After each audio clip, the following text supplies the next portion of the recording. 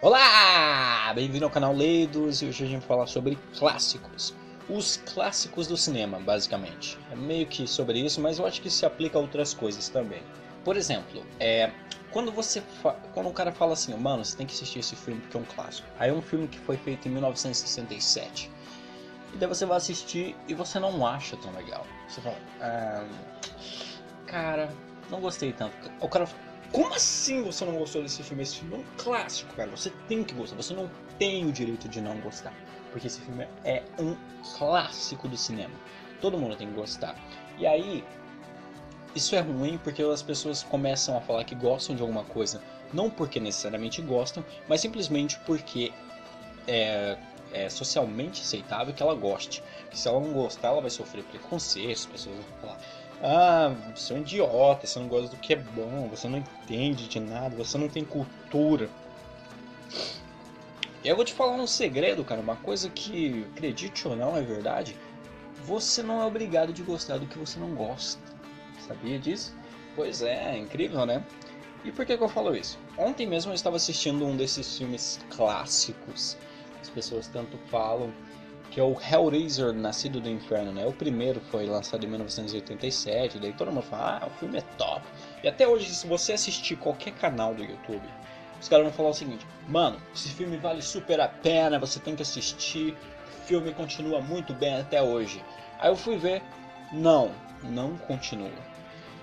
E assim, cara, por quê? Temos uma visão diferente de antigamente. Estamos expostos a muito mais conteúdo e somos mais amadurecidos como telespectadores, principalmente quem é mais velho, por exemplo. Se você ainda é criança, você vai gostar de Dora Aventureira, umas coisas muito... que eu não tô dizendo que é necessariamente ruim, é para aquele público, sabe? Mas quando você cresce, você tem um amadurecimento maior e você tem um senso crítico maior para julgar o que você está assistindo. E é simples assim, ok? Então eu tava assistindo esse Hellraiser e eu via muitos problemas.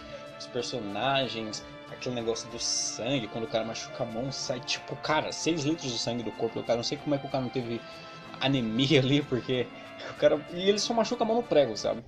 Então, assim, todo mundo fala muito bem desse filme e eu assisti e eu falei...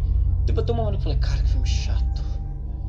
Por quê? Por que isso acontece? Porque hoje em dia a gente tem muito mais bagagem cultural. Então as nossas referências, elas são tão grandes que para você bater isso, cara, é muito difícil. E isso é um dos grandes problemas hoje em dia.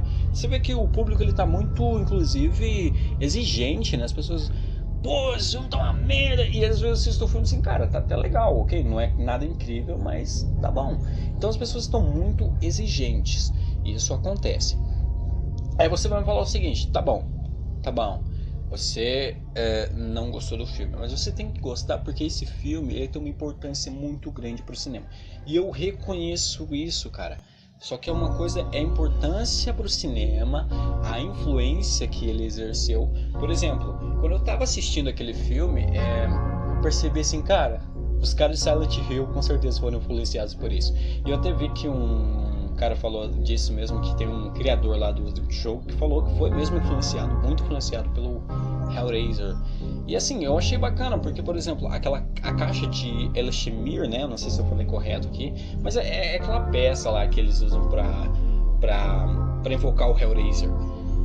Eu tava vendo aquilo e ele parece muito com o Flauros do Silent Hill. E eu sou muito fã do Silent Hill, cara, eu posso colocar aqui que Silent Hill é a minha franquia favorita dos videogames. Eu joguei o Silent Hill do PS1, que é... Cara, esse é realmente bom até hoje. Se você jogar, você acha interessante o jogo. Eu joguei recentemente, eu não joguei antigamente, sabe? Talvez eu tivesse uma nostalgia muito maior se eu tivesse jogado tipo isso quando eu era criança. Mas eu não tinha PlayStation 1, só tinha Polystation. Aí eu joguei, tipo, talvez em 2015 por aí. Eu gostei muito, cara. Eu achei muito legal. Aí eu joguei o Silent Hill 2, o 3. O 3 foi o primeiro que eu joguei, se eu não me engano. Aí Silent Hill 4 eu joguei. Silent Hill Shattered Memories. E eu acho que foram esses que eu joguei. O Silent Hill Origins também. Então eu gosto, e todos esses jogos eu gosto, eu acho muito bacana. Então ver essa referência, ver de onde o cara tirou isso é muito bacana. As criaturas do Hellraiser também, elas parecem muito com as criaturas do Silent Hill. a questão dos cenobitas lá, aquelas questão das correntes, o ambiente, me lembra muito Silent Hill. E eu acho que até algumas coisas de como as criaturas são, né? A questão da dor, porque os cenobitas têm aquela coisa do sadomasoquismo, né? Que é basicamente o cara vai atrás de todos os prazeres, e aí os prazeres para os cenobitas é a dor, e a dor é o maior prazer. E isso tem um pouco a ver com a Silent Hill, porque a Alessa, ela teria que sofrer muito para trazer o paraíso. O demônio Samael, ele queria que a pessoa sofresse muito para que depois surgisse o paraíso na Terra. Então tem um pouco a ver ali. Claro que o Silent Hill ele acaba tomando uma vida diferente, e uma vertente diferente, melhor assim, e daí faz de outras coisas. Então a importância, eu reconheço, cara, eu acho, poxa, muito legal isso, eu até queria assistir mais. Aí eu assisti até outro vídeo lá de um cara, vou deixar de recomendação aqui embaixo, que é de um canal que eu nem conhecia, que é Trecheira Violenta, se eu não me engano. E ele faz uma retrospectivas do Hellraiser, né? Ele fala que o primeiro e o segundo filme são os melhores, depois a franquia foi decaindo, até o Judgment, se eu não me engano é o último, né? Hellraiser que saiu. E assim, eu acho interessante, eu até vou ler o livro do Hellraiser lá, que foi escrito pelo Clive Barker. Eu vi que tem 100 e poucas páginas, dá pra ler em 2 dias, então eu vou ler esse livro e talvez até coloque uma review aqui no canal. Mas, então eu vejo toda a importância que isso tem em referências. Aí, eu acho que um dos problemas é o seguinte: a gente pega esses produtos que tem a referência, e daí nós temos um patamar melhor, porque essas referências elas evoluíram, elas se tornaram mais maduras, então a gente pega um produto com mais qualidade. Então, apesar de ser bacana ver o lugar de onde isso surge, a gente vê um produto de menor qualidade, e tem muita gente, a gente até pensa, é um pensamento intuitivo, embora, claro, não seja verdade, que é o seguinte: caraca, parece que esse filme tá copiando um filme que eu assisti. Só que o filme que eu assisti foi lançado muito tempo depois. E a gente tem sempre esse pensamento, né? Porque conhecemos a obra mais nova primeiro. Mas seja como for, você tem que ter o direito de ter a opinião de achar uma coisa legal ou não. Se você assistir esses filmes antigos, provavelmente a maioria deles não vai te agradar, e você tem que aceitar isso. Os clássicos do cinema tiveram uma grande importância, mas eles têm que ficar mais no carinho mesmo. E se você tentar apresentar isso para os novos jovens é foda, mas para os jovens agora, eles provavelmente não vão gostar, e você tem que respeitar isso, e você tem que aceitar que até você talvez não goste, apesar que você reconheça toda a importância para o cinema dessas franquias. Você tem que aceitar que, cara, eu não tenho saco para assistir mais isso, sabe? Tipo quando, sei lá, eu assistia Dragon Ball, porque eu assisti quando criança, eu gostava muito. Depois, durante muitos anos, eu fiquei me forçando a assistir Dragon Ball e eu não sentia a mesma coisa. Eu começava a achar entediante, chato, e eu via muitos problemas que eu não via quando eu era criança. E quando eu era criança, eu tinha um sentimento tão mágico com aquilo, cara. Quando começava, me dava uma euforia quando começava o Dragon Ball, e aquela abertura lá: pelo presente vou a 1000 lugares.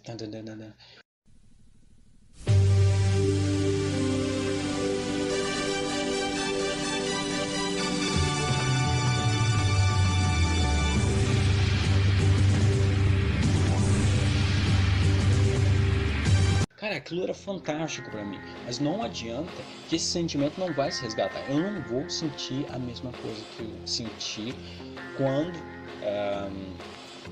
assisti isso, quando era criança. E eu acho que a gente tem que aceitar isso, sabe? Mas é um nostalgismo, uma questão de as coisas são sagradas e não se pode falar mal dela. As pessoas falam: isso se estende pra tantas coisas, cara. Para música, para filmes, para livros. Eu acho que livros é uma coisa que sobrevive até melhor ao tempo. Se você pegar um filme de 1970 e assistir hoje, se for um filme de ficção científica, tem umas coisas que são muito até ridículas, né? Que você fala que efeito bosta que eu tô assistindo. E se você assistir, mas os livros são até diferentes nesse sentido, porque se você pegar um livro de 1600 e pouco, você consegue ainda gostar. Eu acho que é uma mídia que ela sobrevive melhor ao tempo. Se você discorda disso, comente aí e deixe o seu argumento. Mas eu acredito que o livro dessas obras, eu acho que ele é o que sobrevive melhor ao tempo. Mas a questão dos filmes é realmente um problema.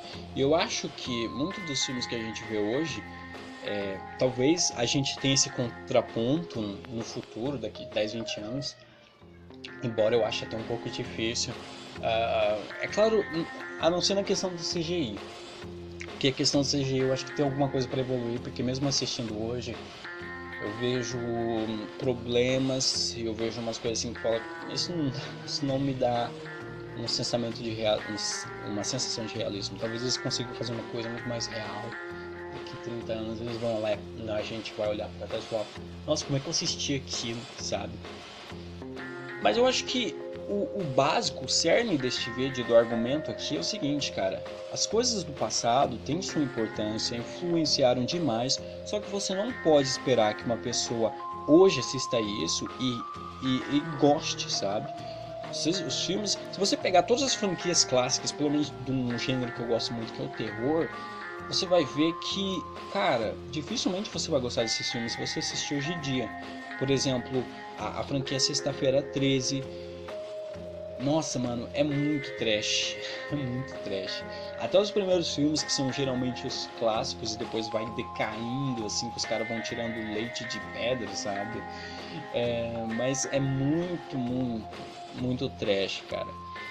Então eu assisti alguns filmes Sexta-feira 13, depois de mais velho, e depois com a internet, a gente procurava na internet e falava, cara, que bosta é isso? Eu tô assistindo, cara, olha os efeitos disso. Olha as coisas que eles estão fazendo, sabe? Umas coisas do cinema de terror que são muito, que a gente já tá cansado de ver. Mas é claro, esses caras criaram isso. Mas a gente já tá cansado, a gente não tem mais saco pra isso. Então a gente tem que evoluir. Mas então é isso. Você assistiu a franquia do Jason, você assistiu a franquia do Halloween, ou do Hellraiser mesmo, ou do Fred Krueger, você provavelmente não vai gostar. E uma coisa que eu acho muito legal é a questão dos remakes dos filmes de terror, né? Porque as pessoas geralmente não gostam desses remakes. Alguns eu até achei razoável, mas também eu não achava tão legal. Talvez porque o conceito tenha se esgotado, ou porque as pessoas geralmente eles tentam usar uma fórmula que hoje em dia não vai dar certo, porque a gente já viu 1000 vezes. Então tentar fazer esses remakes não dá mais tão certo. Por exemplo, teve um remake do Freddy Krueger em 2010. Eu não sei se é um remake ou um reboot, talvez. Enfim, eles fizeram lá e não era tão legal. O do Sexta-feira 13, que foi dirigido pelo Michael Bay, eu até gostei quando eu assisti algum tempo atrás, mas eu não sei se eu teria o mesmo pensamento se eu assistisse, por exemplo, hoje, porque eu era um pouco mais novo. Então. O do Halloween, que foi feito pelo Rob Zombie, eu gostei, eu achei bacana, mas eu vi que algumas pessoas têm algumas discordâncias e ressalvas quanto a esse filme. E eu acho que esse seria o melhor remake, na verdade, mas geralmente as pessoas não gostam muito de remake, e o remake só traz decepção pra gente, que tenta trazer esse sentimento nostálgico de uma época diferente, quando éramos pessoas diferentes, com diferentes referências, com diferentes pensamentos e formas de ver o mundo, e não vai dar certo, cara, sabe? O passado tem que ficar no passado, vai pro futuro, esqueça, por mais que tenha sido bom, por mais que tenha te enchido de felicidade, aqueles momentos, aquela época em que você ficava no sofá e comia pipoca e assistia um filme de terror legal na TV. Isso passou, cara, sabe? A gente tem que ser muito nostálgico e com muitas coisas, com fitas cassetes, com... Ai, cara, como era legal rebobinar a fita. Eu nunca vivi isso, na verdade, só conheci a partir do DVD, embora eu seja um pouco velho. Mas é isso, sabe? Os clássicos são clássicos que estão no passado. Se você dá ele para assistir para um jovem, ele não vai gostar tanto. Eu acho que a gente tem que parar um pouco por isso. A gente está fazendo os nossos novos clássicos aqui, que os jovens vão recomendar no futuro, e essa galera tem que curtir o que é da geração deles, sabe? Então é isso por esse vídeo, né? Se você gostou, deixe seu like. Se você discorda, comente. E até o próximo vídeo. Falou-se!